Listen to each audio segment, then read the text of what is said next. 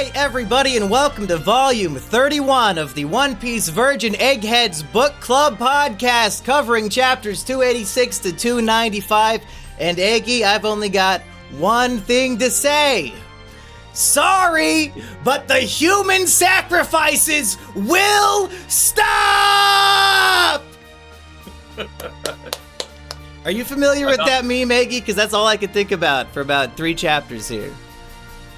I'm more of the sacrifices will continue until morale improves. Okay. The only thing improving right now is the size of my quadruple necks, because, you know, this representation for homeboy Jesus, you know what, hashtag real Blackbeard crew member. I just couldn't get over how powerful he was back in Mocktown, so I had to go in for my own. And when I'm not talking for a long time, I'm sure it's going to be great, but there's too much of this vibrating, so my strap is a little loose right now.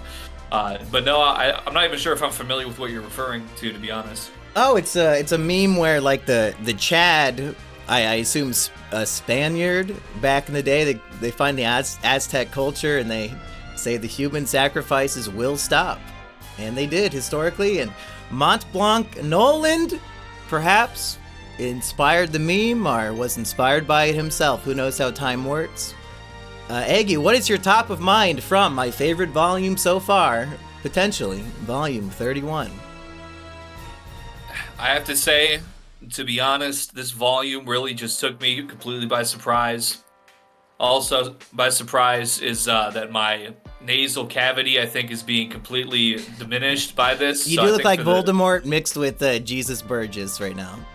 For the listeners' sake, I don't want to sound too stuffy, so they see I'm looking toughy, but maybe, hold on. Grand reveal like Scooby-Doo real quick.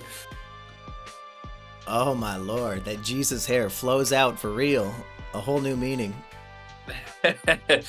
I'm trying to get the nasal bridge a little more pressed. I just kind of have like a little bit more of this sticking out than the average head. Anyway, I absolutely had no idea whatsoever that this is what this volume was going to contain. I think maybe there was a little bit of a spoiler alert last week that it was a very emotional volume, but this was something completely outside of anything I could have ever imagined. I'm going in and I'm opening the volume up and I'm like, who are these like random guys? There's like a guy with, looked like he had some kind of pudding on his head. Some guy who reminded me of like almost like his hair reminded me of like a Super Saiyan God Goku or something, with just like how giant and textured it was. So I'm like, yeah, I don't know who these complete strangers are. And do you read the table of contents when you start a new volume? For this one, I have done it in the past, but for this one, just in case if there was going to be a chapter called like The Horrible Death or something. So maybe I was a little bit inclined to expect something, so I did not really give it a good look. I was hoping you would, because the second chapter is called Kami Killing, so I thought you would assume, wow, they're going to kill Eneru that quick? Wow, they're getting right to it. When in reality, we don't even like touch him the whole volume. I would have knew what he was doing with that title. He's fucking with us. Yeah, I have to say, this entire volume is, I feel like it's hard for me to keep saying that his writing is like ascending further and further to me, but this entire volume was just, I feel like, an incredible masterclass. Gosh, I guess to be honest, the top of mind is probably the big twist that kind of transpires maybe about 2/3 of the way through the volume.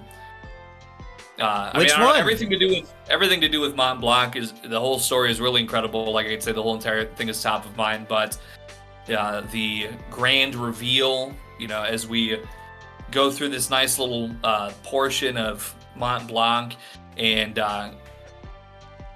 Calgara and their incredible bond that they've put together through this very interesting series of events, but all of a sudden out of nowhere, there's total hatred. I thought maybe Mont Blanc, Noland, like did something to Calgara's daughter. I was like, I was like, what was he doing? You know, in that little flashback, he offered his teenage daughter to Cricket, or to Noland, like, and Noland's like, yeah, I have a daughter this age back at home. Oops. Right. Fucking sicko. I mean, that's like, you know, is that worse than King Cobra perving on its own daughter? Like offering your teenage daughter up to your friend? the Shandorans did not have such a concept as age of consent. All right, they're over True. there. They're living in a very harsh environment. They're probably hardly even counting the years. You get to a certain height, and then probably have to start killing. But anyways, She did there's a consent to grand the twist. giant snake, so maybe he figured, the transitive property, she'll consent to a different giant snake. You know that these One Piece chads are packing. All I'm saying is this ain't no Mont Blanc cricket, all right? This ain't no Mont Blanc, earthworm, okay? That's the Mont Blanc anaconda. But there's a grand twist, because all of a sudden, out of nowhere, it's just like, we don't get any explanation, but the Shandorans, they say, you know what, F that Mont Blanc and all of his stupid people, we hate him. Can't really figure out why. Well, it turns out that Mont Blanc and his crew in their botanical expedition had leveled this entire ancestral forest. It's really terrible. It's giving me sort of like Pocahontas vibes, like, oh, what's up, Whitey? Good to see ya. Bam! Oh, it's all Louisiana's only worth 5 kernels of corn. That sounds good to me. Bam! Oh, here's some blankets, keep warm. Bam, smallpox. It happens. So I was like, man, I was really rooting for Mont Blanc, but, oh my goodness, big twist. It turns out the horrible plague that was beginning to fester on the island here and starting to claim many Shandoran lives, it had spread to the ancestral trees. By removing the ancestral trees and treating the Shandoran natives with their scientifically proven vaccine, they were able to stop this horrible plague from coming together. And, you told me that there was I could expect to cry manly tears. Well, Mont Blanc Noland, a very honorable man. He's not bitter or petty or anything like that. He said, listen, that's how they feel. It is what it is. Leave the gold behind. That's right. We're not going to take their very upstanding to the utmost. And he leaves. But once Calgara finds out the real reason why they had to, remove this forest, the sickness there, he rushes to the shore. It kind of is like Vivi, rushing down to the shore as the Straw Hats are sneaking away. But this, to me, was more impactful because it's of a foreign time. We get the age of, I forget exactly off the top of my head, but it definitely indicates that the specific time in history, the specific place, the geography. And I think that was probably my top of mind because I knew that somehow that piece of land was going to get up to the sky. That whole entire scenario that then transpires later on in the volume where we see Jaya, basically being launched via beanstalk into the sky. That was also very impactful to me, but I think just that the whole scenario, that misunderstanding, two men who bonded over something so meaningful to both of them, and just to have that brotherhood devastated. And they would never meet again. They would never meet again. They both die desperately wanting to get back to the other, not knowing the other's fate. And realistically, they both could have died on the same day.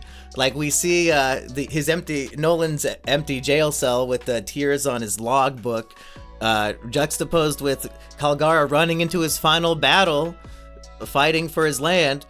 So, I think that'd be pretty poetic if the two friends died on the same day, wondering what happened to the other. Very sad. It's hard to get through that chapter specifically without having a few waterworks going. To see, what chapter is that? What's the sad one? 292. I'd say off the top of my head, saddest chapters that'll make me cry when I read them. 292, 430, and the cover story of 620. So, Eggy, no spoilers. Forget those numbers, but I'll remind you when we get to them. Those at home, probably. The cover story one, I cry tears of joy, but spoiler alert, far, far in the future. Something even though I've been through this many times, maybe I'm just brain dead, I really did not pick up on the detail of the earthquakes causing the, what would you call those? Well, I think it's a fissure, maybe. Yeah, all the fissures perhaps weakened the land, and that's why the knock-up stream could just crack it out so easy. That makes a lot more sense than it just, arbitrarily kind of happening. Well, I wonder too because because it doesn't seem like it is the knockup stream. It's the giant beanstalk. So maybe there's like a bean being dropped in at some points into like one of these cracks that I didn't catch. But yeah, the fissures would make sense. Yeah, and it also gives us that setup for Mont Blanc Noland to be trapped in that. Kind of like I'm looking at it at first, and I didn't quite realize that he's like basically like being crushed. I was like, damn, it's pretty harsh, but gives him time to sort of be stalled and be able to speak with Calgara, and they're able to get that foundation built between them that then blossoms into something so much more. And Eggy, for my top of mind, is this not the beautiful story of an atheist converting his religious friend into the glory of science? All hail and bow down to science and vaccines, so saith Mont Blanc Noland, and he's converting Calgara. That's not a god, that's a snake, and they both die laughing. Like, that's my favorite panel, perhaps, of the whole thing is, a snake, huh? And they both start laughing. Oh, so beautiful. So, Aggie, is this our trajectory? Are you going to be my Calgara, and I'll convert you to atheist, miss? Well, I would like to think that, because I kind of thought about that a little bit as I was reading it, but I was thinking more of the fact that, Nolan sure is lucky that these aren't a bit more of a righteous people, because, like, what if Calgara was just like, and then just, like, cut his head off instantly without, like, anything else going on? Because, they seem pretty open and receptive to, but maybe that's what it is. Maybe the fact that there's a plague that's going around and nobody seems to have any way to treat it, and you have Mr. Noland, he does have a way to treat it. I think maybe that's the opportunity that somebody's willing to lend an ear and say, you know what, let's see what he's talking about. They say there's no atheists in foxholes, but this story proves there's no kami worshippers in plague holes. Does that work? Does that make any sense? All I'm saying, you know what, they didn't, I don't know how many human sacrifices they did before. Maybe a shit ton.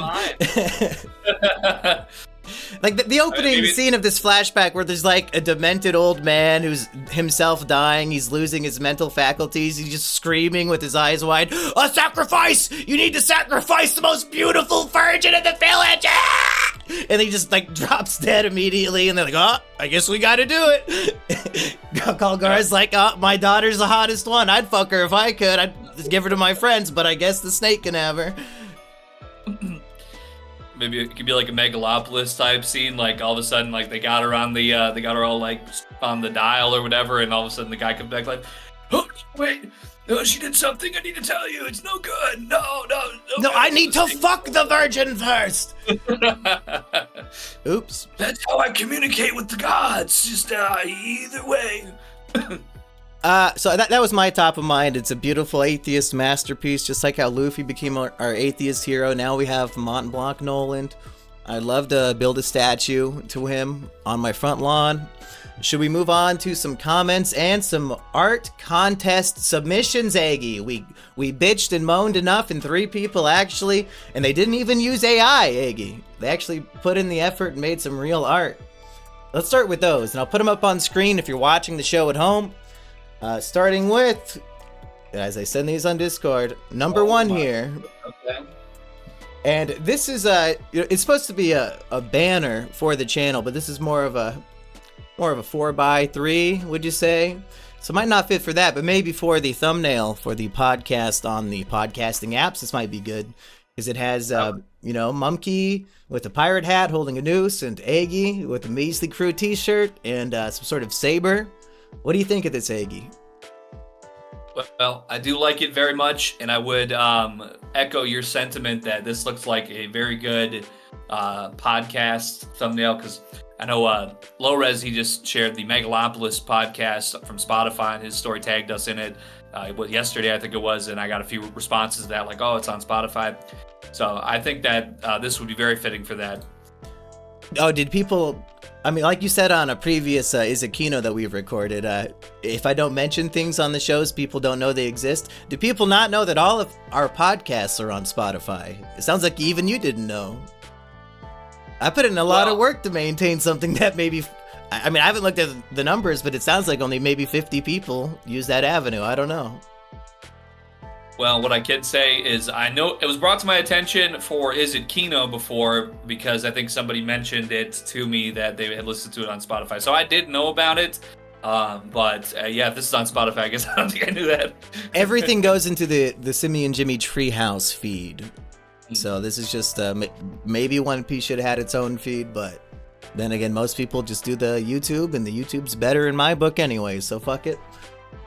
And this was made by Flint, this first one. Let's go to the next one. Now this one is from Demented Duskull, and it's a work in progress. He wanted to, he's got you and me, obviously, with you looking a bit like Scopper Gabon, perhaps. And, traditional Captain Mumkey in the middle. And then he wanted to draw some of the other measly crew, so it is a work in progress. He said it's going to be much bigger to fit the banner size, and I think it's, no shade to the other two so far, but for my money, this might be the contender when he finishes it. What do you think? Well, the blonde hair, for me, maybe I don't know the character that you were just referring to, but the length and the everything looks quite. I like the Pepe tattoo. That looks good. I'm very I didn't even notice that. I'm very fond of the flag design there. Has that flag design been thought up anywhere else? That might be a top tier flag design right there. Yeah, I have not seen the cross bananas hairy monkey skull before. That is very good. Who's this USA Uncle Sam guy? Should that be obvious? Do we know who that is? Probably. I like that he's got the grog barrel, so whoever he is fine by me. Yeah, I probably should know. But the fact that it's got other inclusivity, it's got appears to be a game squid fried on a platter there with some kind of toothpick. Oops. The additive qualities of the additional crew members and more to come. I'm very fond of that particular channel banner. You know what? To be honest, I'll say this much. If I have, let's say I really enjoyed that podcast thumbnail there, and I really enjoyed the channel banner, I'm not at all against maybe awarding a couple different people on this. If we got 2 or 3 to award today, maybe I'll just give them all a signed copy of the One Piece Volume 1, or maybe, I guess that's what I said I would do, so I probably should stick with Volume 1. But hey, Volume 31 was very nice, but anyway. Just keep doing it in a sequence, so like somebody gets 1, somebody gets 2, and just keep going as you hand them out. So they'll know how many people won before them. Okay, that's a good idea, actually, yeah. Finally, we have one from Moon XH, which, no complaints here. We got a big Momu in the background, a sea monster ready to eat a virgin sacrifice, and then, of course, us. I like your curly, like Sanji eyebrow, but instead it's your mustache. It's very good. Yeah, a good representation of my tired and squinted eye shape. I am known to stick my tongue out under certain inebriated stances, so, and the folding of the clothes around the obesity is, it's well shadowed there. Looks very accurate. And he also did the skull and crossbones with bananas, but it's not as furry, but I'd say about as good. I do like, I think the one from Duskull looks a little more traditionally like One Piece skull, and I think that the other one here, it's kind of got like a little bit more of a simian skull shape. So I also like that attention to detail. All right, but that is the art contest roundup, Aggie. You're going to ship 1, 2, and 3 out to these gentlemen right now? Just drop your address in the comment section. Aggie will find it. But yes, I would like to award all 3 of these people. Wow. I think at the moment, I'm going to say that I'm going to take Duskull as my choice, I think, for the channel banner. And you'll have to stick with keeping it updated, I guess, as he continues to get some more things added in there. But I think maybe I'm not a heavy Discord user, to be fair, but I think there might be like a Discord channel art or something that maybe we could utilize the third piece of art there for. So I think we have uses for all of them, and all 3 are looking very good in my opinion. And I want to say thank you very much to all 3 persons who contributed, and I will go about. I think Duskull will be who I'll give the Volume 1 to, but then the other 2, which is Volume 2 and 3, I'll make sure to bring my Sharpie over to Mr. Jimmy's household sooner than later. As soon as I get them all autographed up for you. Thank you for your contributions. Are you ready to talk about the Ace cover story for this volume? Because we let's just say, to quote a certain Batman character, somebody get this hothead out of here. Because I'm starting to think, Ace, a bit of a hothead. Somebody's talking shit about Whitebeard while he's undercover in the Marine base, and he punches him in the face. Somebody get this hothead out of here, Eggy. It's almost like he has fire powers or something. It might be. I don't think that there's been any inclination to that so far, right? As far as I can think, or maybe there was, maybe in like not Rogue Town, or was it? No, it was Mocktown, yeah, where he showed up, right? In any case, Luffy. Mocktown? He's kind of. Where was it? He showed up. Ace showed up in Alabasta. Oh right, yeah. And he was looking for them in Chopper's village. From Island, yeah. Yeah, I was getting those port towns mixed up there. I think it was Nanohano or something. Something made up in Japanese. But, Luffy, he's kind of somebody who always stands on business, if you will. So I suppose I would expect his kin to do the same. Yeah, he's just not a very good undercover spy if he can't control his emotions enough to not punch a Marine in the face just for probably rightfully talking shit about a pirate. It sure is a good thing that we're Marines. We're going to get that Blackbeard out of here. What's that? No, Whitebeard. He'd probably clap if they said Blackbeard. He hates that guy. Of course, my mistake. Yes, I forgot. I'm getting my beards mixed up around here. I need to keep my beard segregated. Yeah, wait till we get to Pinkbeard. I fucking hate that one. That shit gets stupid eventually. But what else does he do? While running away from all the angry Marines, he sneaks into like a top military court. And we get maybe 5 or 8 panels of them complaining about the coffee, Eggy. What the fuck's the deal with this? Speaking of which, bottoms up. I'm still on that. This is sink water, some of the highest rated, I believe I read in the newspaper at one point, combined with Walmart brand energy drink syrup or whatever it is, Mio Energy, but it's the Walmart brand. Keeping you hydrated with that good free Ames water. That's right. Somebody did post a comment on Izakino recently saying, why is Eggy drinking a bottle of water? Doesn't he know Ames has good water? I don't know how that guy knows it, but it's true. I've mentioned it at some point just because I remember reading it in the newspaper that like it was the number 1 water in the city. But obviously, wherever this water is here, we have Vice Admiral Komile. He's kind of looking a little bit like me from a shorter perspective where you can't see the top. He's got like a pinhead going on with the flowing locks. And this is I don't know, it's kind of disturbing to be honest. Like he just, he has this face and then Ace has the face in the next panel of the cover story, but they're just like, appear to be drooling all over themselves. Like I guess that's how they're indicating that they're like, ugh. But I mean, they're just more like. These are the military's top men. They're literally drooling coffee all over themselves at the fucking meeting. Homer Simpson, like when the McRib relaunched or whatever, and he like stands in the McCrusty drive-thru or whatever it is, like drooling all over himself. That's basically what I was thinking of here. Was that the Rib Witch? A Rib Witch, yeah. I used to call it that as a kid. I'd tell my dad, let's get a Rib Witch, and we would. I mean, it's even got the, obviously that's the color of coffee that we're seeing here in the cover story, but yeah, something about like the viscosity of it doesn't seem like accurate to coffee, but maybe that's why it's so bitter. It's just could it be, much like how when Ace went to Drum Island, it did not snow that day just by his fiery presence and his devil fruit. Could he be over percolating the coffee and like burning the beans just by being in the room?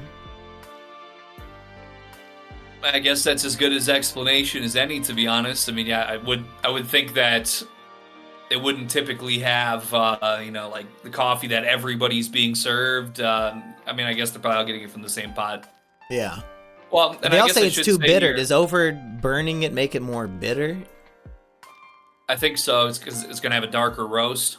I guess I'm just noticing here, I don't know, it didn't stick out to me at first, but the first of the 3 coffee bitter cover story panels, chapter 289, looks like some of these Marines are also sweating at the desk. Oh, he's heating them up. And then I guess considering what happens a bit immediately after the bitter coffee, there's an arson attack, so allegedly.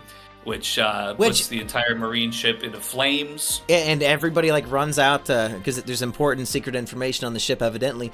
Now, when we have Ace here undercover, and then there's an arson attack, are we supposed to immediately think he did it because he's inside, and this is happening outside? Like, did he do this before he came in, or is it just a coincidence that it's a fire-based attack? And then at the end of this cover story volume, a Marine is like jumping into the flames of the ship, and I don't think we know who it is. I believe it's Ace because, well, I mean, obviously because it's a good guess. Who else is good, but in the cover story panel that is in between him punching the Marine and then him going and seating himself at the Bitter Coffee Tribunal, he's pictured kind of in like a hallway in between. And he's wearing that overcoat where the arms of the overcoat are not on his arms because he's eating somebody's food or something. Yeah. And then we see in that final cover story that whoever's leaping into it is wearing some kind of overcoat with their hands outside of those sleeves.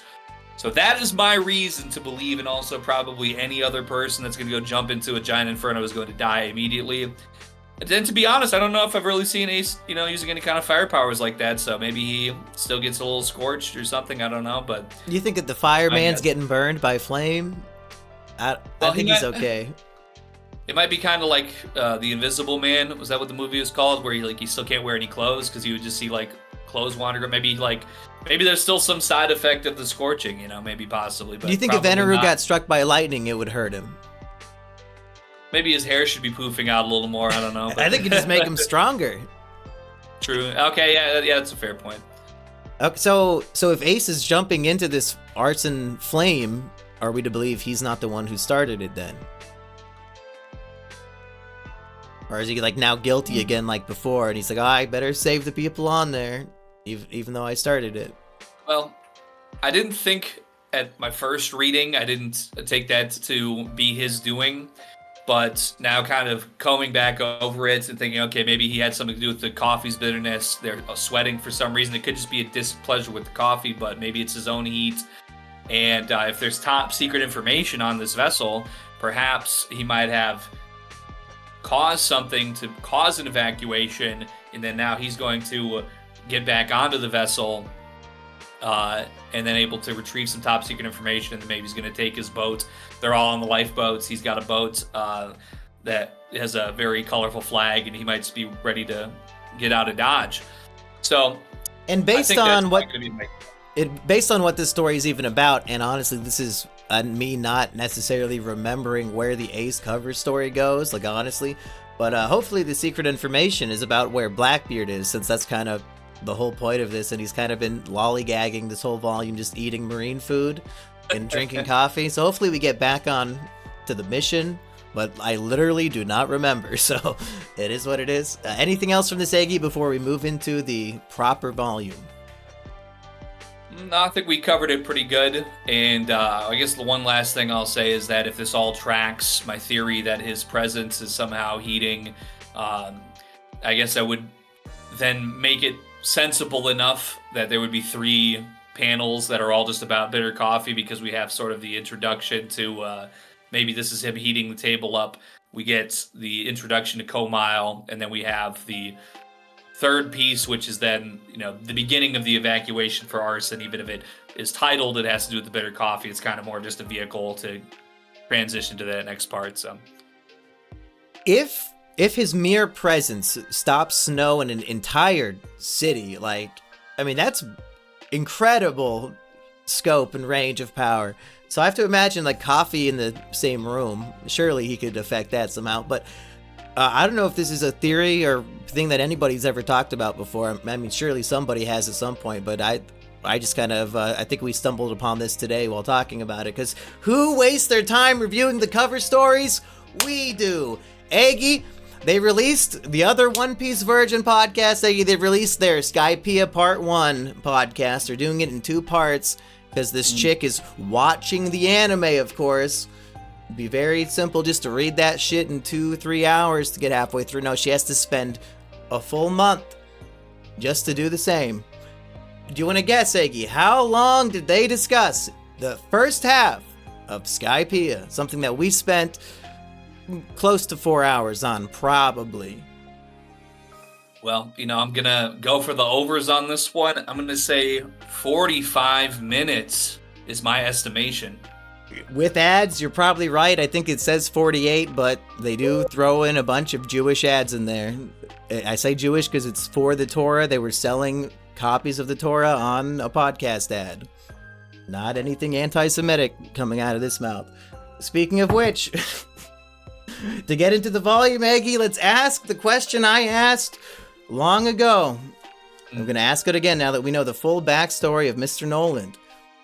Aggie, are there any other historical figures in real life similar to Noland who perhaps were these brave heroes who just wanted to make the world a better place, and the powers that be, those who were rich, they changed the history books to make that person look like a villain and a liar, and they're remembered today as nothing but a fool, the go-to for somebody who's lying, but in reality, they were the hero. Is there anybody that comes to mind? Again, we're just asking questions. We're just a podcast of two guys reading One Piece, asking questions about it. All I'm saying is that Genghis Khan, that's exactly who I had in mind! He did what he had to do. You know what? In Finnish people, as far as I'm concerned, I love Finnish people, okay? One of my good friends, his name is Bob the Developer. He's from Finland. He made a video game called Autism Clicker, where you click on my face and it has an audio reel from once I became ill from drinking alcohol in 2018, live on a broadcast. And it's like the laser attack is like this energy, and it's my voice going whoa. So I love Finnish people. Genghis Khan, it was a different time, folks. All right. You have to judge it based on the ethics and morals of the day. But the thing is, Aggie, that doesn't answer the question, though. The question is, maybe it does, but it's more of somebody who was specifically lied about in history. Do we have all the facts about Genghis Khan, and then you can just weigh it in your mind how you feel? Or was he lied about? Was he actually doing good things? Because you're judging him by his time, but you don't need to judge Noland by his time. He was a good man. That's true, yeah. Well, I might. The one that comes to mind for me is Pol Pot, because I took a holiday in Cambodia and it was lovely. Pol Pot, Pol Pot, Pol Pot. Guitar Hero 3, folks. Stuck in my brain. Continue, Aggie. Well, and obviously I'm also an Atlantis truther. Listen, it's real. Go look it up. They had a map for it in 1500. How else would they come up with that stuff? They try and say, oh, it's just made up. Hey, listen, you know what? They had all these pyramids. Where'd they come from? All right. Maybe time for another podcast, or, I'm getting a little off track there. Hey, would you believe that 4 years ago, I was on the other One Piece Virgin podcast as a guest, and I brought up this very question. I brought up the example of Noland. I was like, yeah, are there any real life Noland figures? And I think Nux Taku did not have an answer for me, whatever the other guys' names are. It's too bad. It was a different time. You gotta judge podcaster monkey by the times of 2021 or whatever the fuck that happened. But the truth does not fear investigation. So listen, if you haven't gone to Skypiea, all right, you know what? Leave it to the experts, okay? Yeah, otherwise you're just a Bellamy, okay? If you haven't actually seen it with your own eyes, you can't be a true believer. So to jump into the volume finally, after wasting all of this time, Aggie, we start off not even in the flashback until the end of chapter 1 here. But what we do get is, and I think I might have spoiled this for you a bit last week, because I did read ahead, and then get mixed up. But Nami's like, okay, everybody go back to the ship. I'm going to chase down Luffy and bring him back. Did we know that last week, or did I say that? Because I also said that Eneru was looking at the bell, and that actually happens at the very end of this volume. You might have brought it up when I got to my reading a few days later. It was not in mind for me, so I'll take it as, an unspoiled thing. But I definitely got some Drum Island flashbacks here with Luffy scaling the beanstalk. I don't know. I think up in that altitude there, it is a little bit colder. They don't really get into that too much, and they don't even really speak on the altitude, less than a breath. But just the fact that we have this image of him sort of with the hand entirely encased in this giant ball of gold still, but even so, just he's not willing to let the things that have happened here be in vain. The suffering and the fact that I think is actually it's towards the end where he speaks on making sure that Mont Blanc Cricket's life's mission hasn't been in vain, but we still get the scaling beginning, and that is when Wiper kind of goes into his trance of sorts. And I'm trying to think here because I will say, I had that much to work with or that much to chew on that there was going to be something emotional going on. So I almost faked myself out, I think, at first, like within the first chapter, and then maybe like at the beginning of 287. And I was like, I'm not even going to have that in mind now. The immersion was so immediate and so complete when we start getting into Wiper's flashback that I just sort of took the edge off there. And I said, I'm just going to put myself into this because this was something so just beautiful and so complete and just so enriching. And like, I didn't need to pull back from it at all. I was ready to just go fully into this flashback and just be there, put myself in that position. Well, I wanted to say a little bit more about before the flashback, but really it's not that important. So if you're ready, we can dive into it. I want to hear all about it. I mean, really, the only thing I had was the very first panel is the old lady, border patrol lady, trying to charge everybody for leaving during like a horrible crisis where everybody's dying. That's very funny. It's like people on the Titanic. There's like some like posh guy on the Titanic when everybody's panicking and like half the ship's underwater and he's still like trying to do like prim and proper shit. Like, you dumb fuck. Like that paradigm has shifted, motherfucker. We're all dying. So that was funny. I don't like that a Wiper gone for in Zoro, like everybody just wakes up. Like, I guess they didn't die. Eneru didn't kill anybody, and in fact, 20 minutes later, they're okay. Okay. Well, I think I spoke on that last volume with Sanji and Usopp, just sort of like, they just kind of chilled out for this length of time, and I don't know if it was quite the same length of time, but I'm guessing it was pretty close because it has to be probably about a volume or so that they've been sizzling on the ground. So it's getting to the point where Luffy doesn't even have to be rubber. Like, who gives a fuck? If Usopp is tanking these attacks and getting up an hour later, Luffy could probably take 100 of them and have just like a normal fight with Eneru. He doesn't even need to be rubber. If Eneru can't kill anybody, who cares? Straw Hats are just built different, Although, I mean, I guess he does create a giant black sphere that makes an entire city disappear. So I'm sure a bunch of nameless fodder citizens were evaporated there, but his named attacks can't kill Usopp.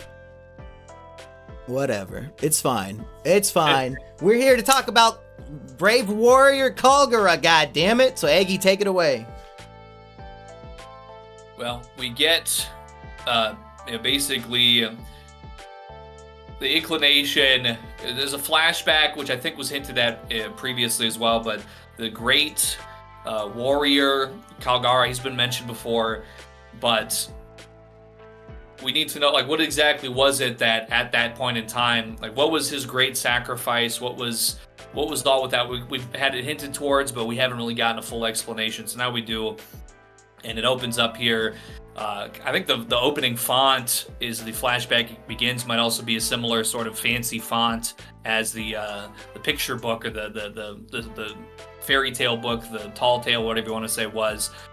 Was it in cursive again?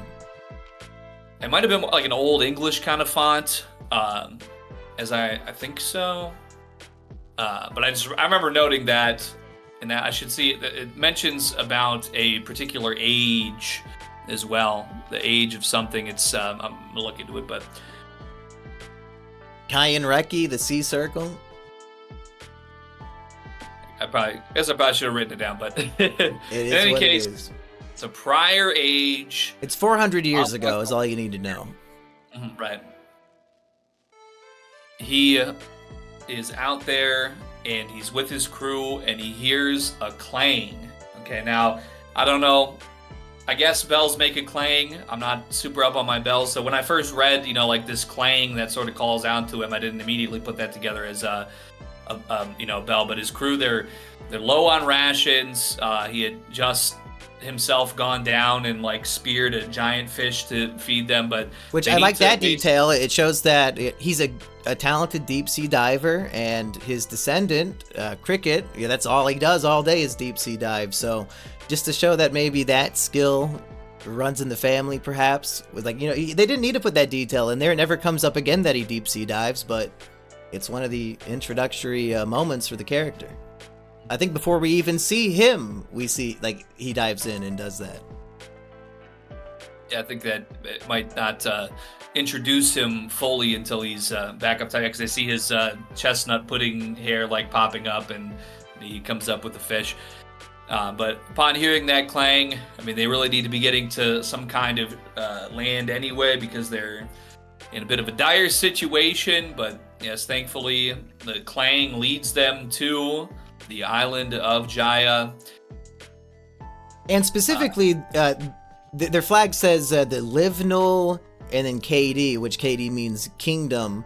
But Livnal, very strange word, and then KD initials. Weird thing to have on a mast, so I was confused by that. But we eventually realized they're not pirates. They're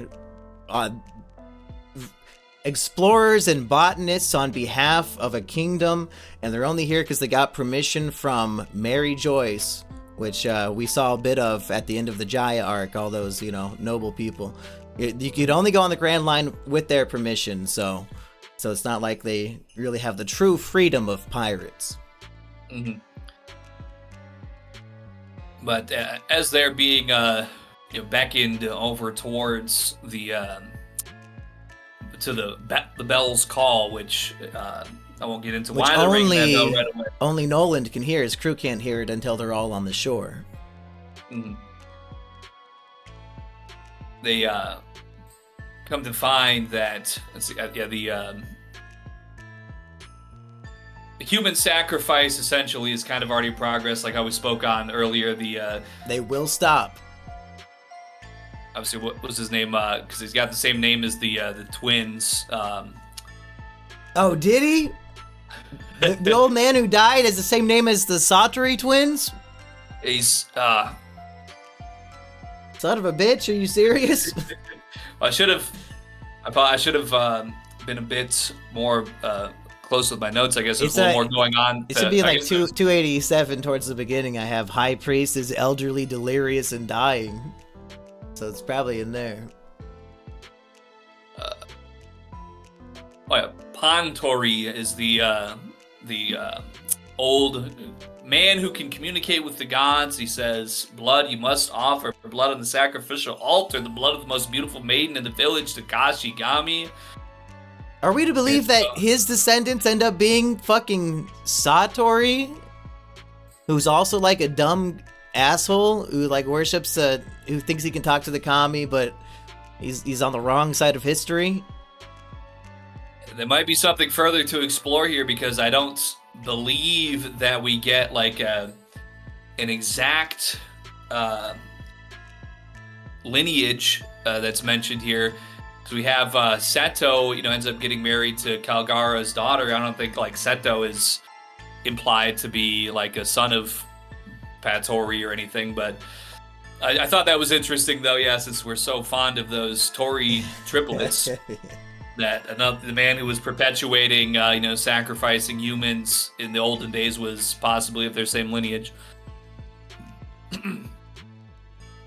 Let's see. We've got that immediately upon coming onto the shore here, that Noland is intimately familiar with this tree fever that is sweeping the island of Jaya and is leading to all these human sacrifices, attempting to resolve that. It's something, I don't know if it gets mentioned immediately here when he is able to discern that, but it's something that did affect his own people back in the kingdom or wherever at a previous time, and was extremely devastating. Yeah, it had like a 90% kill rate. And you think back to, we all know what, and what was the kill rate on that, and society lost its fucking mind. It was like nothing. 90%? Has there ever been a plague that bad in humanity? Was bubonic even that bad? That's insane. Well, I'm surprised that these villages are even still kicking. I think the Black Plague killed like half of the entire world, so maybe 50%.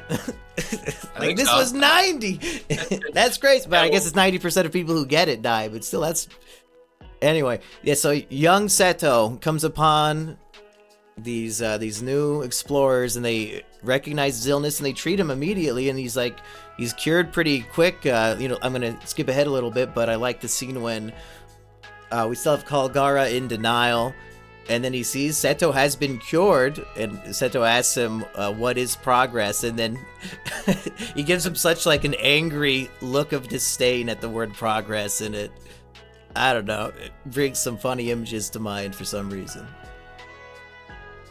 And then preceding that, basically they get a diagnosis on this tree fever. He's seen some of that conine made out of Kona bark. I don't know. And he gambles with his entire crew's life that he will find a conine tree on this island. Like, if he didn't find it, then everybody's killed. True, but with really no reason to believe this, I will go to bat for him here. That if you have that botany expertise, you should know, basically based on a certain climate and maybe some of the immediate foliage you're seeing, you should kind of know what could be able to grow around there. I don't know if there's any other inclination or implication that he would know it otherwise, but as somebody who was a World of Warcraft herbalist, I always knew maybe you'd be in a dungeon somewhere. Oh, we're in the cave dungeon, so it's going to have the cave moss. Okay, so maybe if you're botany pilled, you would know these things. When he does find that lone tree, he does have a lot of like sweat on his face and a nervous smile. Like, oh, thank God I found it. They were all going to be killed. And then he gets trapped in the fissure anyway. And, you got to cut it last second. But back up. We keep skipping ahead too far.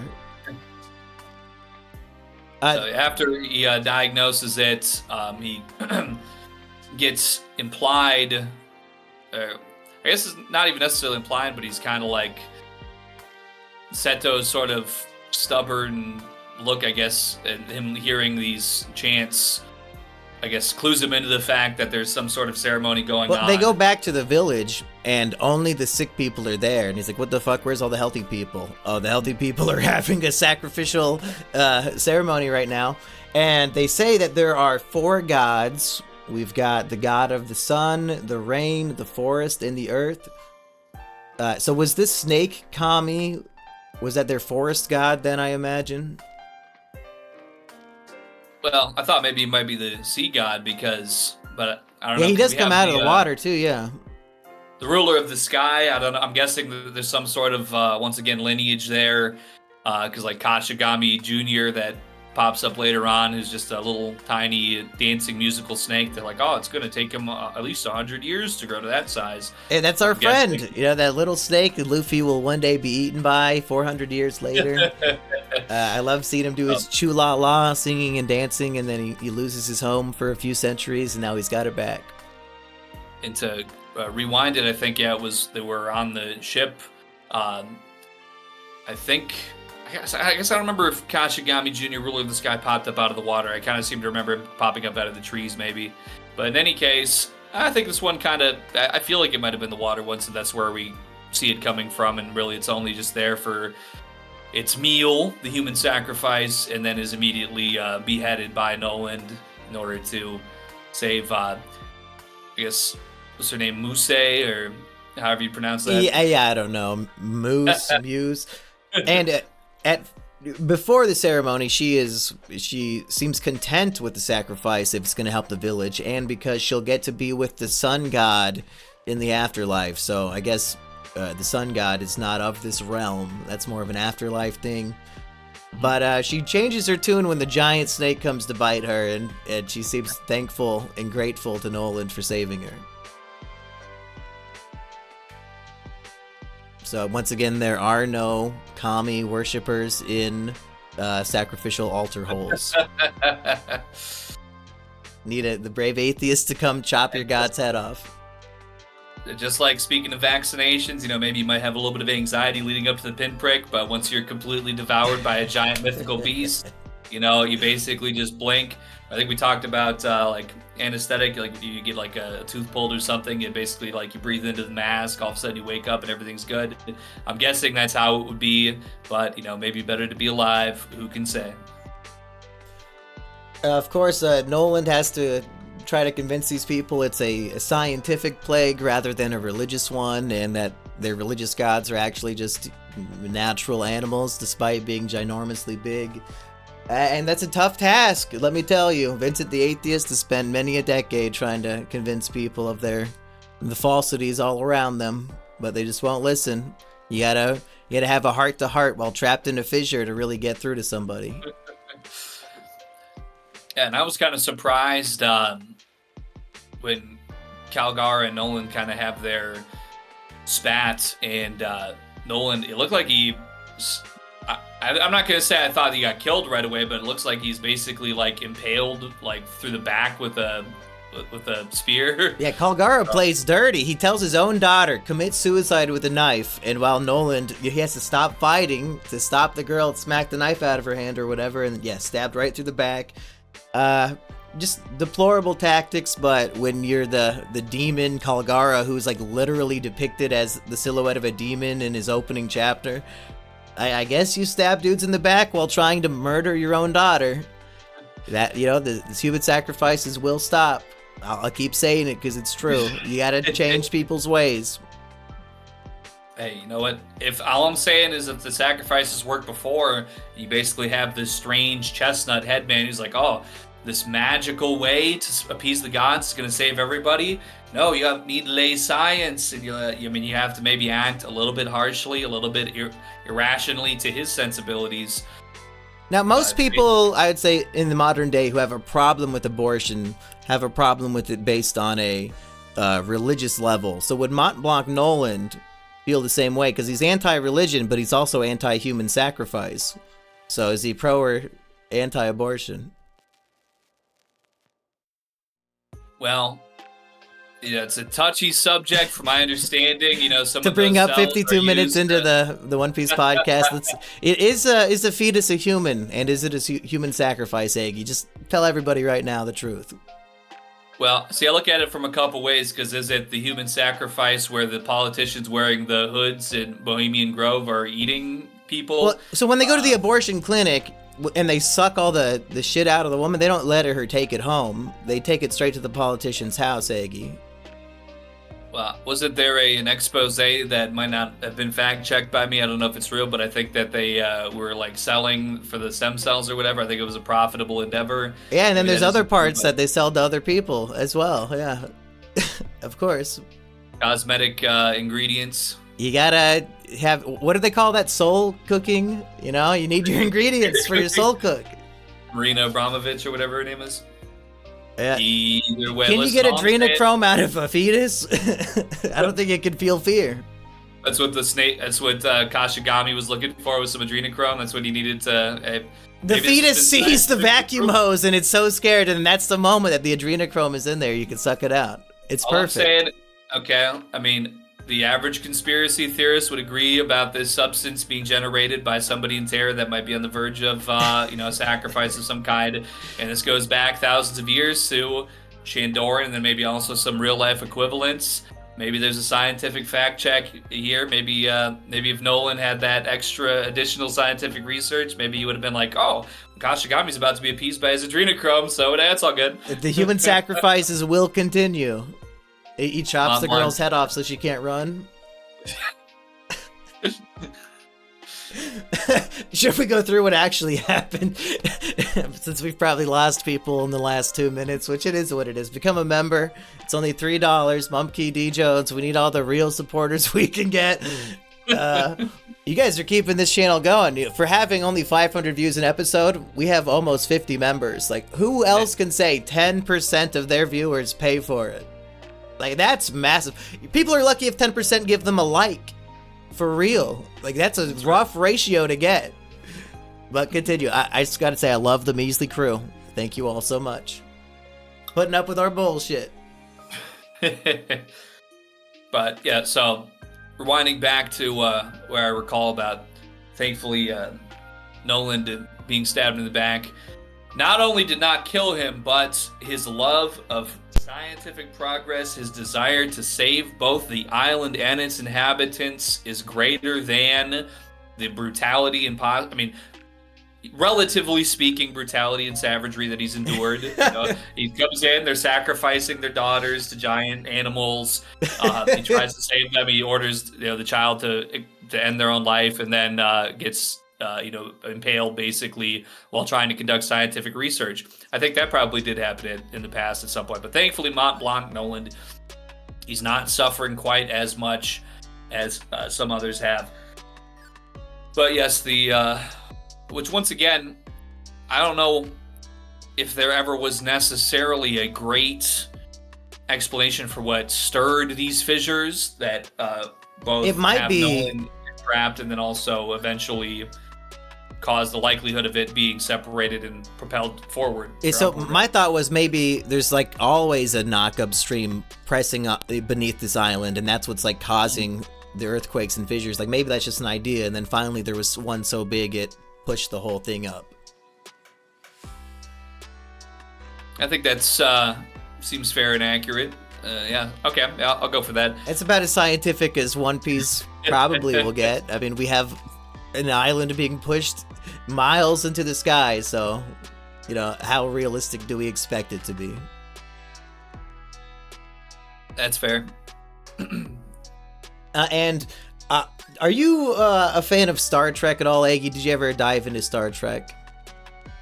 To be fair, I don't think I ever really did. I've watched some of the classic Shatner era episodes, and I don't know why I never really took to it, because I was a sci-fi convention guy and I got a lot of Star Trek exposure, but I never really caught on to it for whatever reason.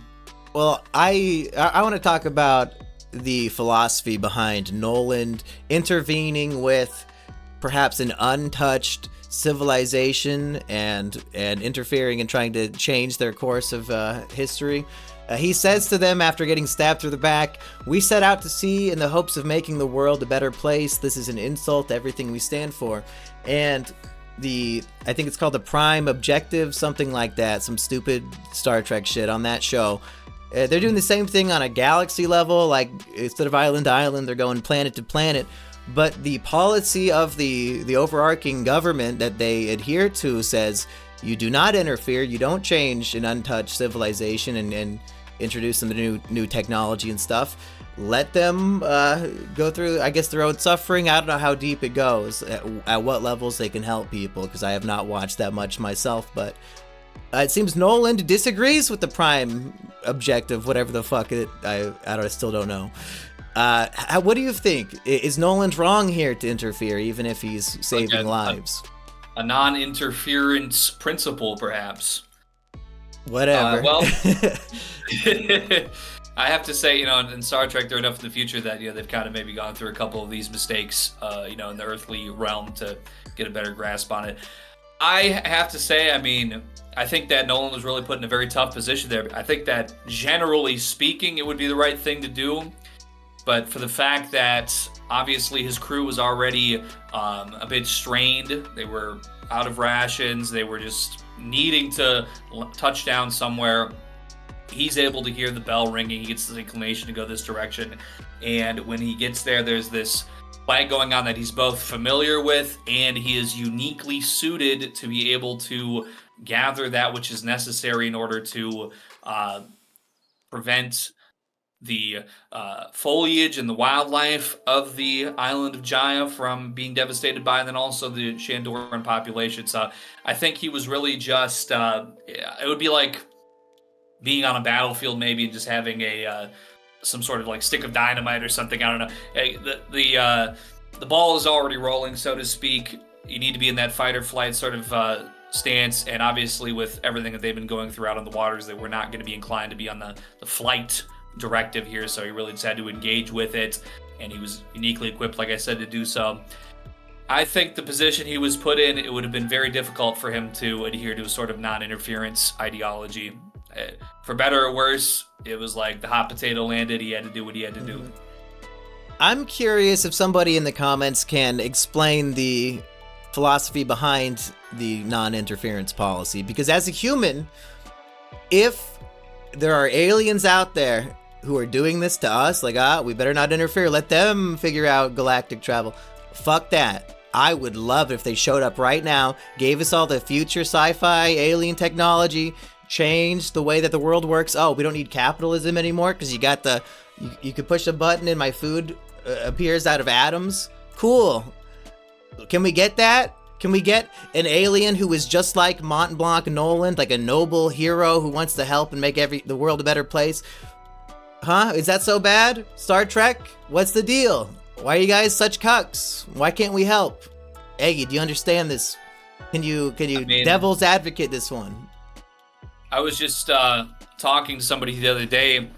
They're about like 10 years younger than myself, and I was talking about like the early 2010s, and I was like, there was a time where, when smartphones first came out, it used to be you had to like go put your CD in the speaker and hit switch track and all this stuff, and they came out with MP3 players. But I was like, when I was in college in like 2011, all of a sudden you had a phone, and your phone could go to YouTube and it could play the music, and you could do like Bluetooth. I was like, this was technology that was not ever even possibly thinkable even 10 years prior. And now, we have our Bluetooth connection to our cars. Maybe it's all bad that we have all this too much connection now, but at the same time, it really changed and it really brought a lot of convenience and a lot of advancements in ways that if it had been withheld, maybe I wouldn't have been able to enjoy certain things and certain conveniences and amenities that I do now. So for what it's worth, yeah, if aliens could, just have us like teleport back and forth, think of we wouldn't be burning fuels, the ozone would heal or whatever, wouldn't be drilling in the penguin reserves or wherever we get our oil from, so much congestion in the lanes and everything, we could just... And just to keep the metaphor consistent, what if they have a vaccine for cancer? Like just how Noland has a vaccine for tree fever. Like, yeah, why would they not give that to us? Seems pretty fucking useful. So again, let us know, because I read all the comments. I'll bring it in for discussion if somebody can devil's advocate this one for us. We'll bring this back next week, maybe. But should we continue? As a God-fearing man, just like the Shandorans, that's why I don't go to the doctor. I'm like, hey, whatever's going to happen, it's going to happen. Yeah, I could use these alien technologies and live for a million years. No, that's the opposite moral, Iggy. No! You misread this volume, Iggy. It wasn't how Calgara shouldn't have listened to him. It's in Kashigami's, I would say hands. I'm going to say maybe giant expanding mouth or something. Listen, you know what? If I need to get stretched out on an altar for the greater good. No, but anyways, so. Isn't it beautiful that Noland and Calgara, the snake that we know that ate Luffy, does it have a name? I don't know. I just call it our snake, Iggy.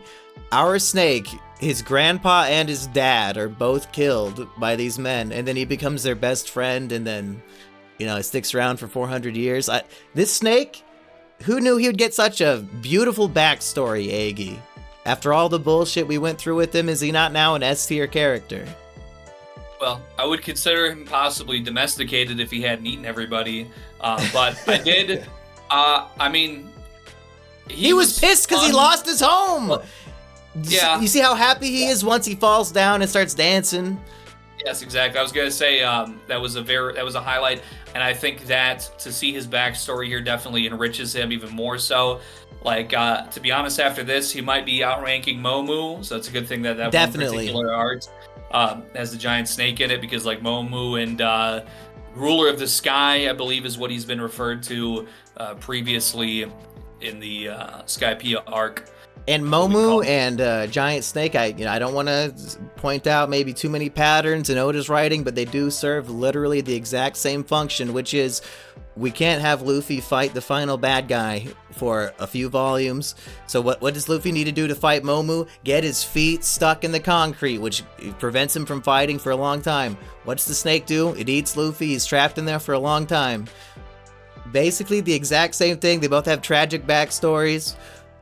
You both lost their homeland, and then, I don't think Momu ever made it back, but maybe one day.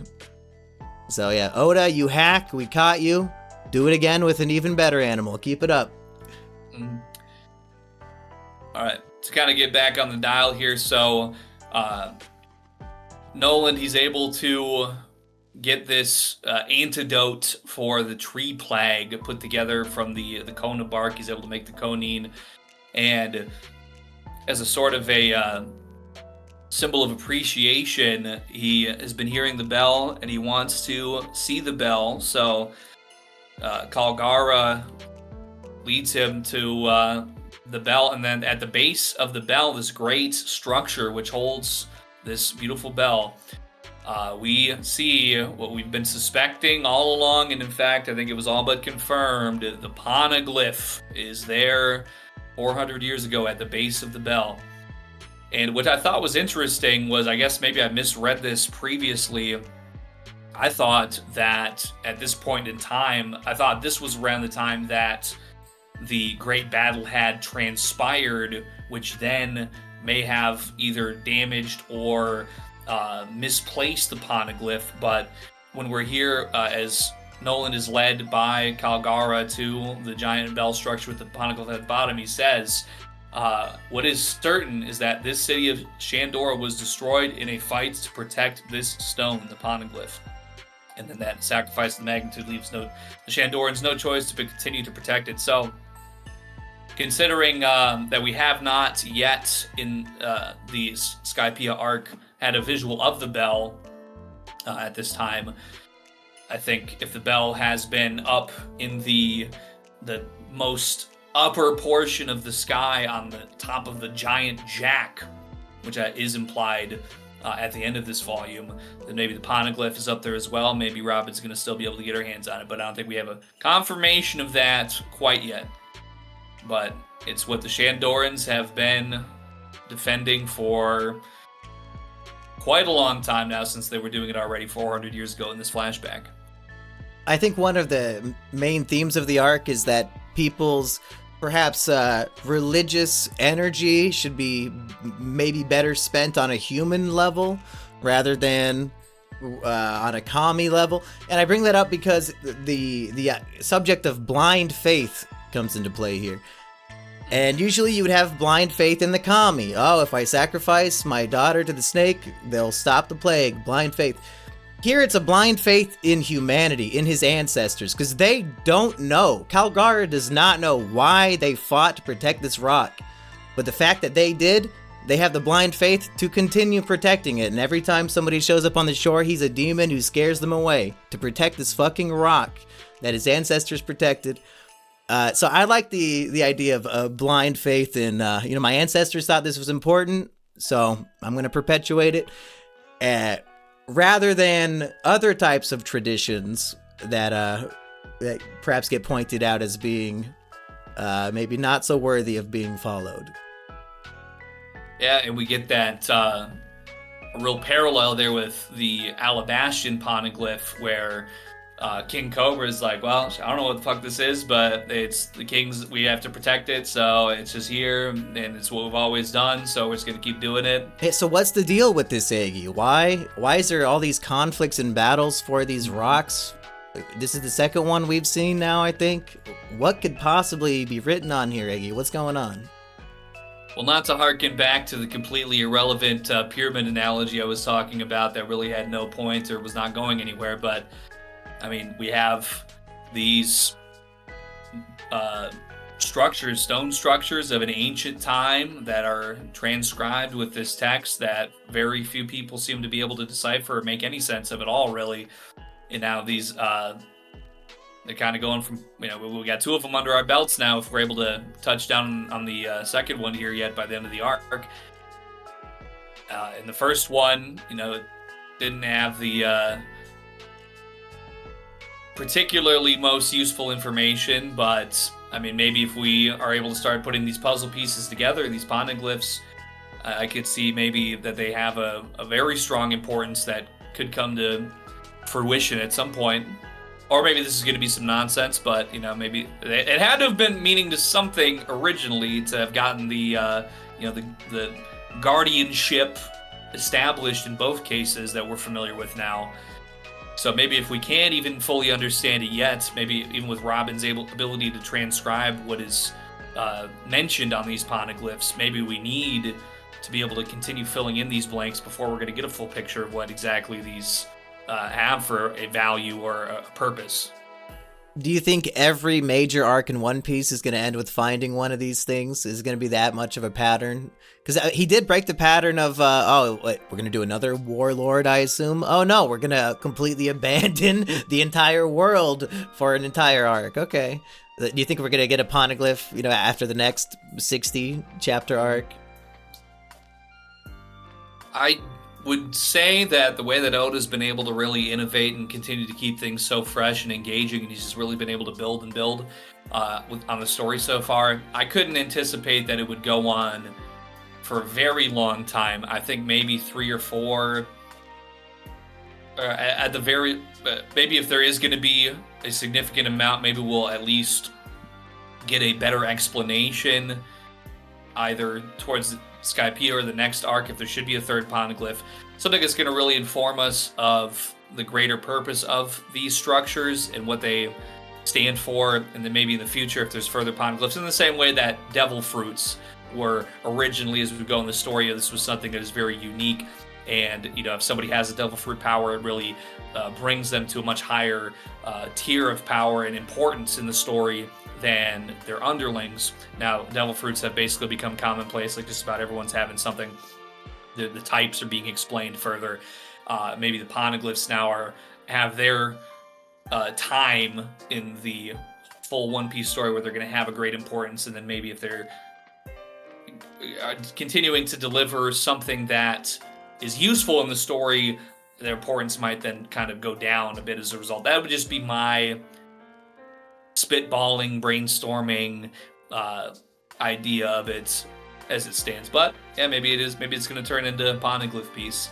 But that's just my gut feeling. One Piece, I think Oda likes to juggle as many ongoing mysteries as humanly possible. And there's probably so many, even from this arc alone, that you might have forgot. Like, who fixed the ship? We still don't know.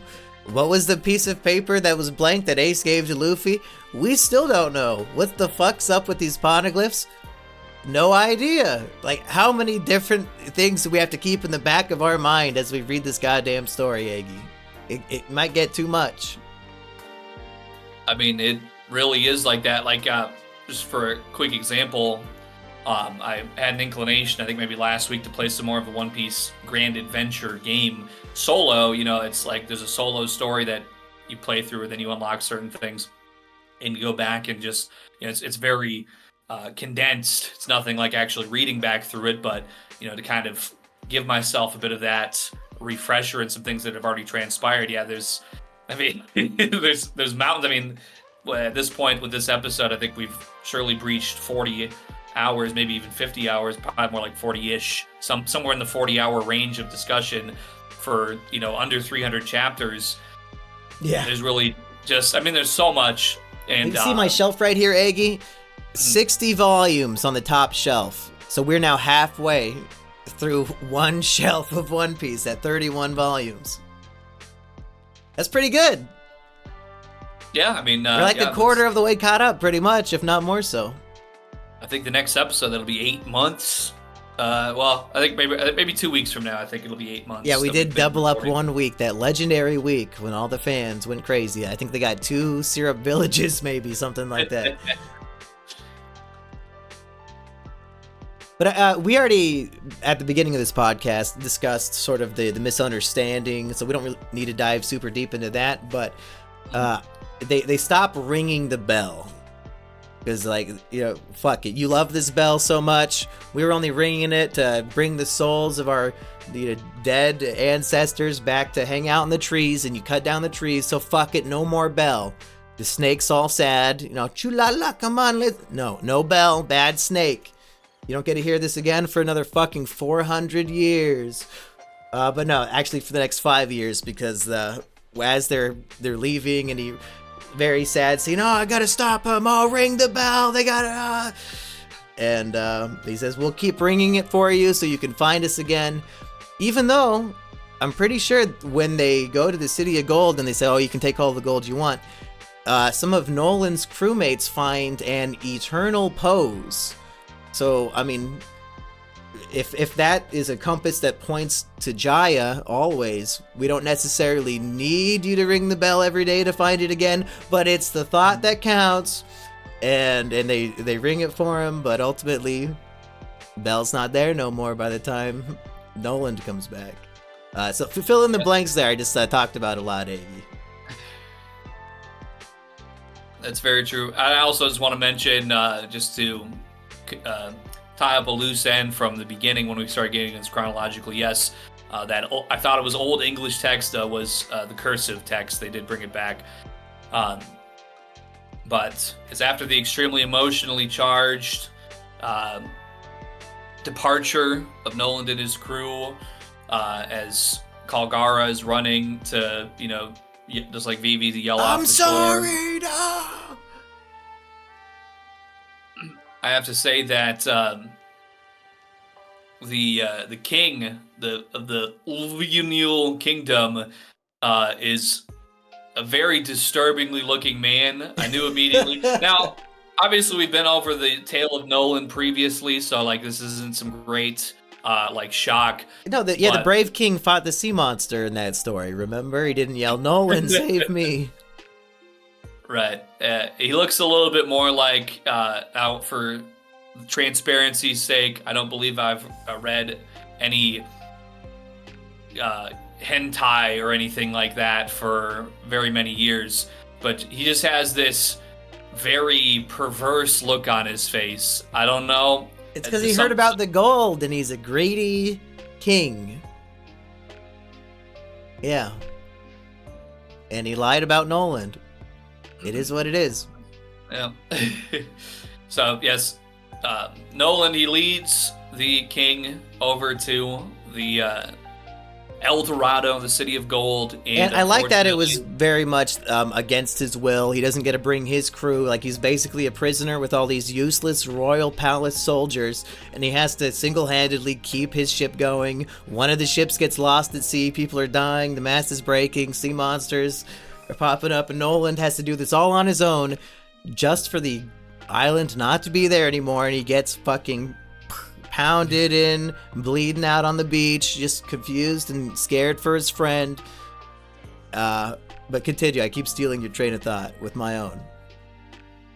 No, but you're absolutely right, though. Just, it's sort of like this perverse like energy just all over, like the king's being just so slimy and so scummy that, it's sort of like just pervasive. It's suffocating, even just in the midst of those things you were mentioning, where Nolan is having to work with something so unfamiliar and so uncomfortable to himself. And you would think that Noland would know better than to bring a king to his friend's village so that they could ransack all the gold. So like this is against his will. Like I think that was an important detail, because otherwise it's almost a plot hole. Like, why the fuck would Noland bring the king to the City of Gold? That's crazy. But and I do want to say this too. As I'm reading this, like I said, it was just so striking, the kind of just scummy energy just immediately radiated by the king and his cohorts. I didn't even think to myself as I'm beginning to read that particular chapter that, oh, this is going to be where this transpires. I'm thinking to myself, my first thought is, he's going to bring the king there to get some gold. There's going to be, oh, well, hey, Nolan, yeah, last time we didn't understand. Thank you so much for actually being a good friend. And then the king just, like, executes, like, an important person just immediately, like, oh, these savages, kill them all right now because, their bodies might get in the way of my gold transport. So that's actually what I'm kind of, You're going to go full Wapple on him? Yeah. Yeah, he's got the, He looks like it, yeah. He got the low set eyes that it's like, hey, what's going on? Big greedy grin when they learn about treasure. Mm-hmm. But obviously, in the preceding material, I knew better than that was going to happen because we're still trying to find the City of Gold. So yeah, but it was just like the first instinctual reaction I had to like such a slimy person that's about to be received by a population which is looking to make good. They're looking to make amends and apologize for a previous slight, and it would have been like a real good fit for them to take advantage and do something really scummy. But you know what? Maybe for better or worse, because it's not like the Shandorans had any greater of an invitation for where they did end up. But yes, Noland arrives. It is the split has occurred. The other half of Jaya is nowhere to be seen, and for his absolute indignation, insubordinates to the kingdom, that he just didn't have piles of gold and treasure to just hoist upon them for the fact that he had seen them prior. Yes, he's brought in front of the entire population of the Vanille Kingdom for execution, and I have to say, with the only inclination that I think I've had in the manga so far of what happened to Gold Roger back in Logtown. Good parallel. Imagery, yeah. The imagery of Noland kneeling, his hands tied behind his back, and just this sea of faces, all so vicious. You know, they say that Gold Roger brought in this age of piracy, and he's this monster. And Noland, he's the lying traitor to the kingdom who led him on a wild goose chase for no reason. And yes, it's none of this is in Noland's mind as he kneels there. He's completely and entirely focused on what might have happened to Calgara, him not being there when they arrived back at the split island of Jaya. Now, Eggy, we might have had this exact discussion when we read the Noland story initially, but you brought it up, not me. Parallel to Roger's execution here. Noland is telling the truth and everybody thinks he's a liar. What if Roger's the inverse? What if Roger's lying and everybody thinks he was telling the truth?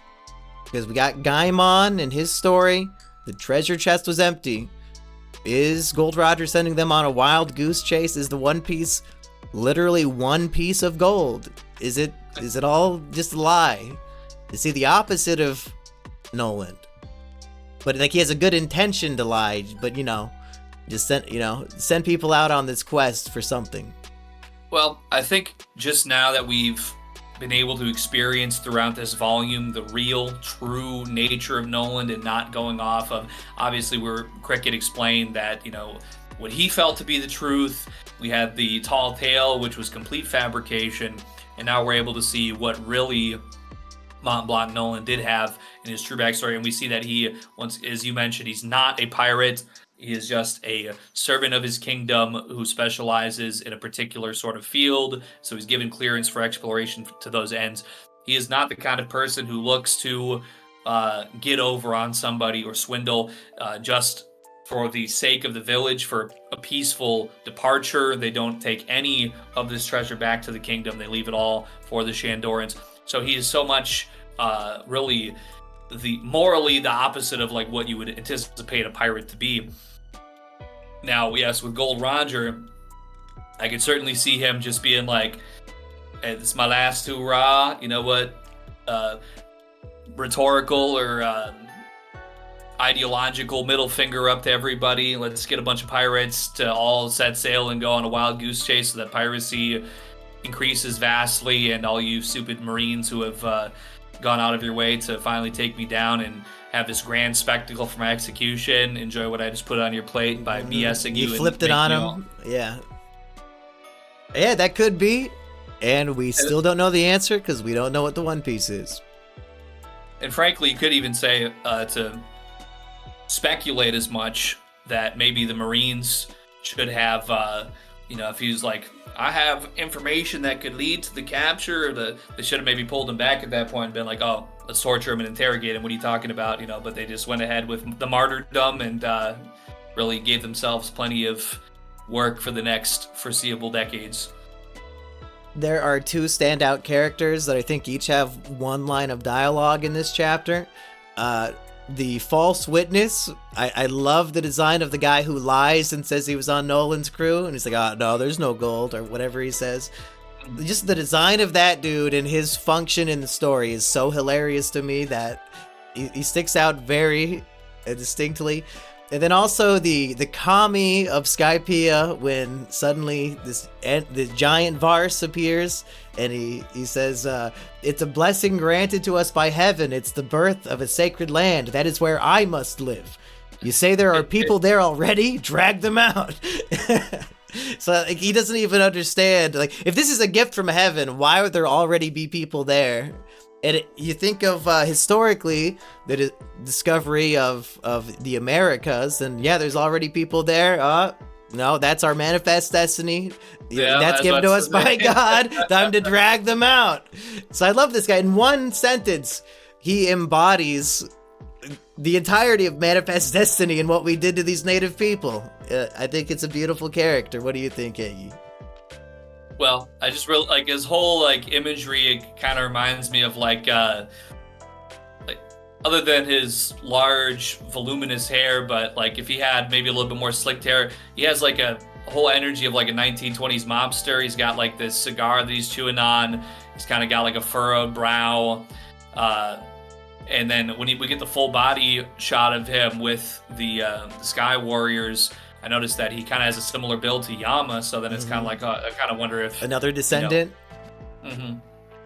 It's just good world building, because even if we are, as the volume, I kind of had inclinations for it in the previous volume, and as the volume kind of gets to wrapping up here over the next few chapters, we see that Skypiea might not be doing so hot. It might possibly be just completely decimated. It's kind of trending that direction, but even so, Oda, he's going out of his way to do this sort of building of the Skypiean history, and I really do appreciate that all the same. Yeah, I never even considered that where Satori might have came from, but I don't know if he came with Eneru from whatever his home Sky Island was that he destroyed Burka, or if he just found him here. We'll have to look into that, because you might have discovered something that very few people have even thought about. All these 400 years later descendants up in the sky.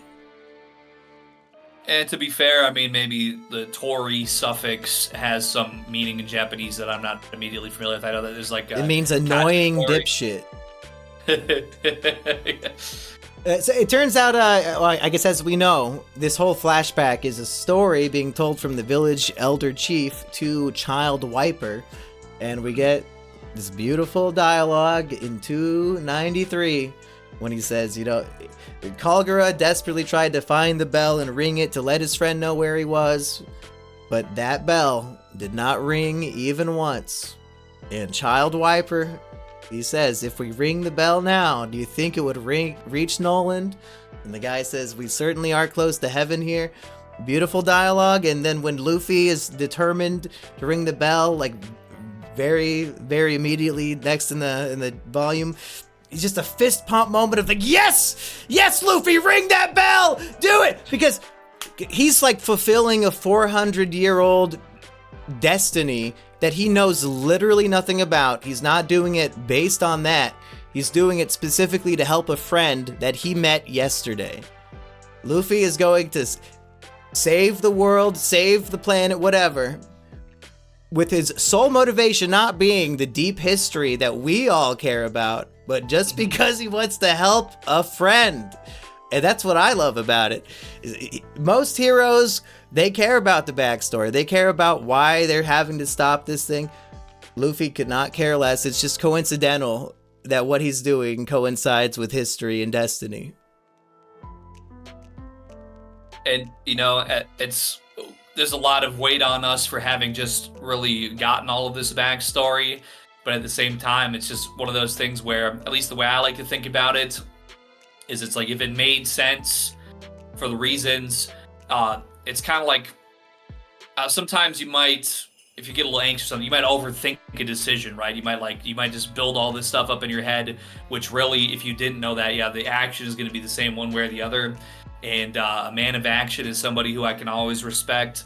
And Luffy, uh, like we were just talking about how Ace is ready to just like knock somebody out for speaking on anything to do with his crew. Yeah, the place and time there might have been a little bit hasty, but whatever way, you know, both Luffy and Ace, they're both men of action, and they're ready to do anything at a moment's notice. They don't even need all the extras. They just see the one good reason, the one good purpose, the one thing that they can put their belief in, and they're ready to take it all the way. And it is very beautiful, absolutely. And on a certain level, Luffy's motivation is not even sentimental, like, oh, ring the bell and he can hear the beautiful thing. It's like literally to save Cricket's life. He says if he hears that the bell is up here, he will stop deep sea diving that is slowly killing him and like destroying his body. Like, what a great guy. Like, I need to ring this bell up in the sky to stop you from deep sea diving. What other story has that motivation that fulfills a 400-year friendship that was cut short, Eggy? It's only One Piece. That's right. Yeah, fair point. I believe he also does mention the monkeys as well, our good friends. Yeah. You know, just to remove their obsession. And you know what? To be honest, I'm going to tell you like this. Okay? Brain blast. What if somewhere along the way, I would have no idea, but everybody, all the pirates, the golden age of piracy, there's an obsession for the One Piece. What if there was some sort of relief on that, the uncertainty of the One Piece? What if there was some sort of breath that could be caught, maybe a distinct location or a distinct, at least, confirmation of its existence? Would that sort of confirmation, in the same way that Cricket has gone and he's been diving and diving and diving, trying to, you know, prove his ancestors' history? What if there was some kind of sort of, even if it doesn't provide the One Piece location, but there's some confirmation that it might exist, would that possibly provide any relief to all these pirates that are on this wild goose chase? I don't know. Would it not just motivate them further to kick into overdrive and find it if they know for a fact it's real? Because again, into like the blind faith thing, that was sort of Bellamy's thing, was Skypiea is like the One Piece. It's pie in the sky. Just focus on the treasure you have within your grasp right now. So to confirm that would sort of take away the dream aspect of it, where only the true believers, the true dreamers, are even going to pursue this in the first place. Like if the facts and science came in and said, no, it is real for a fact, wouldn't that diminish the quality of man seeking it out? Yeah, that's a fair point. I don't know. It's just something that came to mind for me, was like, you know, if there could be, and maybe I'm not even drawing the right lines to like make really a more sensible analogy in my head, but just the idea of, you know, like the whole thing of breaking that obsession for a better future. Maybe there could be something like that that could apply later on. I'm going to keep it stored up in the think chamber somewhere. Keep it I don't percolating. always store everything, but I'm going to stash that one because I feel like it's a good lesson, and I feel like it could have further applications later on for sure. I think we're pretty much at the end here. Nami catches up to Luffy, and there's a great panel where her waver like wheel is on his face, and his face is all smushed, but he's smiling because he's so happy that Nami's there. Like, I was gonna save you, but now I guess I could just focus on ringing this bell. So go ahead. I was kind of reading that. I was just like, the impact. I was like for a second there, but yeah, then it's like immediate, just like, oh, it's good to have you here. I was like, okay, all right, you know, because I thought maybe she'd hit him and like knock him off or something, you know, just like, but it was good that didn't happen. We do have a lot of Eneru knocking him off, and he blasts like the tip off of the beanstalk, and Luffy grabs onto the ship and he like pushes him off and stuff. So he's struggling a lot. Luffy gets a little desperate in one panel, and I feel for him, and then Nami comes. And Nami, it does not take too much. Like, just Luffy's motivation to help Cricket is all it takes for Nami to now, like, not retreat. Oh, okay, Luffy, you can't ride the waver. I guess I'll give you a ride to Eneru, to God's ship. This thing I was just on and escaped from. I guess I'm gonna literally be your navigator and take you there. And I'm gonna drop a note down to Zoro, and he's gonna be your swordsman and chop this thing so that I can navigate you. So I like that, like, the three main characters of Luffy, Nami, and Zoro, in order to defeat God right now, they need to tap in to, like, their true role on the crew. Luffy's the guy who can beat up anybody. Zoro's the cut guy. Nami's the navigator. They're all utilizing their skills in a huge way, cutting down this giant beanstalk, and all that. So, yeah, he's bringing the characters to their peak here, and that's how you know we're at the climax of Skypiea. Yeah, it's a very beautiful thing because they all need to be on that timing, and they need to be on that intensity right now because this is real life or death. Speaking of intensity, Eneru, he brings out, I would say his top tier attack, but it is almost not. I wouldn't really call it a spoiler, but Oda does clue us in here at the conclusion of the final chapter of volume chapter 295.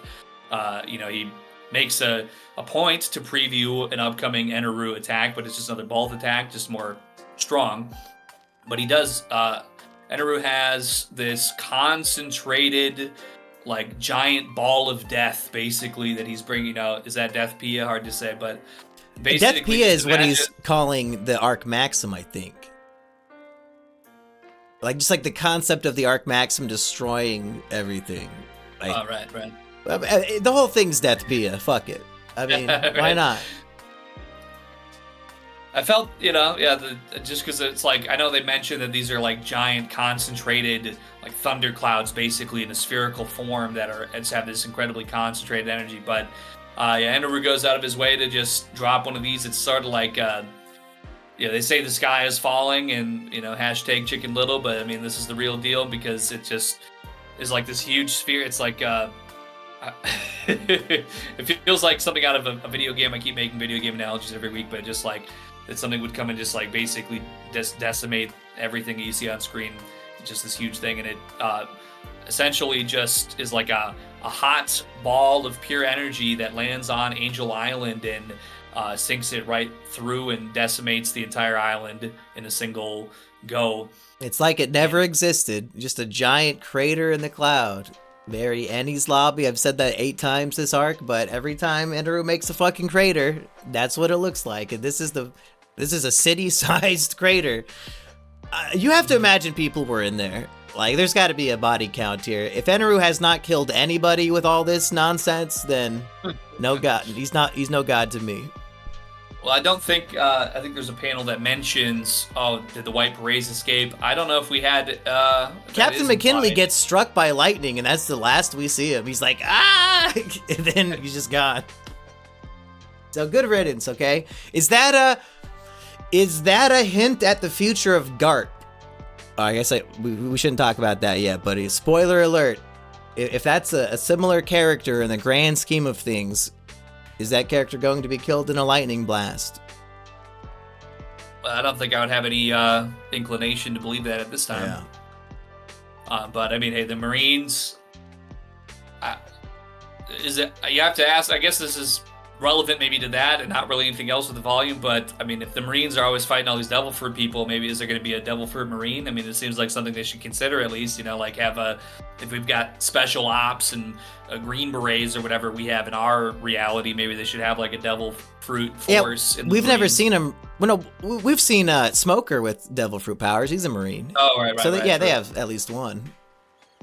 That is a fair point that I did not immediately come to my mind, but yeah, I've been in super dark this whole podcast. I apologize, everybody. I know everybody wants to see my bright, shiny face, but I don't know what's going on. I opened the blind and it's only shining back there. But Eggy, this I think is about to be our longest One Piece Virgin episode ever. Rightly deserved on my favorite volume so far, and I think we've covered most of the story. Do you have any final thoughts on it before we go into your predictions, or do you have any predictions already? Well, I just want to say this much for a final thought. If there's anybody out there that, I know we have at least one listener who has just been going off of this podcast to get his information about the story and actually hasn't been following it otherwise. Yeah. This volume is almost really a standalone, in my opinion, in its own right. I really got that inclination, that feeling, and it was something I did not expect at all whatsoever. I was thinking we were going to be just very steadfast and continuing through the momentum we were already on. But this volume and its explanation of the history of Mont Blanc, Noland, and the Shandoran people, and everything that transpired in his life that we're aware of. It's beautiful. I highly advise anybody to read this, and I'm sure the anime episodes that cover it are fantastic as well, but I think you could really read this volume even just by itself and really get a great story there. So absolutely fantastic volume. My theory about what's coming up next, well, just assuming we're not going to have any more volume-length flashbacks. I mean, really, as I mentioned just a few moments ago, we have Nami, Zoro, and Luffy that are just operating on like a 10 out of 10 scale right now. There is no room for any further faults. We have giant storm balls that are decimating the White Sea. The people are on the White Sea. Underneath, they're able to see these openings forming from these attacks. Really, this is about as to the nitty-gritty to the wire as you could possibly get. So I feel like Luffy and Nami are gonna, sometime in the first 2 chapters of the next volume, make contact with the Arc Maxim and get that real deal final battle all the way. Let's go, let's get it. That's my prediction for volume 32, is that Eneru's gonna get what is coming to him. Couldn't even tell you exactly what it is right now, but I mean, really, all of our side characters are out of the mix right now as far as I'm concerned. It's about to get just got the heavy hitters left. That's right. Right. The final big rumble. So do we think Skypiea will last 1-2 more volumes? Is it wrapping up soon? Because it's about to be longer than Alabasta, if not already. Well, I was a little bit inaccurate in my previous prediction speaking on that, but I would like to say I think that volume 32 is going to really be substantially to do with the fall of Eneru. And I would like to think then volume 33 at the beginning, maybe we will have the departure and maybe some lore, a transitory period there. And then by the conclusion of volume 33, I would think we're moving on to the next thing we will be doing. But another thing I could say is that maybe the relocation of the White Sea inhabitants, that might take a little bit longer, so maybe that'll also then round out 33, and then maybe 34 will kind of start us on our next thing. But my first inclination was what I said, 32 for fighting, 33 for transitory. That's where I'll stay for right now. What do you want to see from One Piece next? Like next arc, do you want it to be what are you in the mood for? Because we just had a crazy adventure in the in the clouds. Do you want another warlord showdown? To say, I feel like this is going to be a very hard arc to follow because it's just so fantastical. It's so rich in history. It's so rich in mythology. We have somebody who is essentially a god that is being fought, the most powerful adversary that has been faced thus far. I would almost say they are going, or what I would recommend, or what I would maybe like to see, is something a little more lighthearted, maybe like a shorter, more easygoing arc coming up here. We're back on the Grand Line, maybe a little foolishness. Maybe, I don't know if I would necessarily want like a period of time where it's a bounty increase, marine chase, leading up to another big, massive thing. I think I would rather just have something a little more laid back, and we can kind of work our way back up. But this entire Skypiea has just been so rich that I think that's going to be the best way they could follow it up for me. Yeah, when you have something this massive and epic and perfect, the follow-up, why even try? Why even try? Why not just throw something out there, and then we'll build up to something epic again later? Is that kind of the idea? Like, we're not going to get as epic as killing God immediately. Let's slow it down a bit. Yeah, and even if that, I mean, I completely trust an Otis plan to do this as perfectly as possible. But, if there were to be, I won't lie, I'd probably love it, but just from where I stand right now, I feel like I need a little reprieve from something so heavy. If he would go right back into it again and, let's go fight the next god, I'm sure he would find a way to write and illustrate it that would be very appealing to me. But from where I stand now, I think we need a little refrain before we build back up to that sort of conflict again. Any other last second thoughts on your mind before we let everybody go for another 7 days? Well, I'm going to go ahead and get Amazon.com open so I can get volumes 2 and 3 ordered and before I forget and do something else with my day. But other than that, I want to say, thank you very much to everybody for listening to the longest episode of the One Piece Virgin Egghead podcast so far. Thank you to the art contributors who submitted their works for the contest.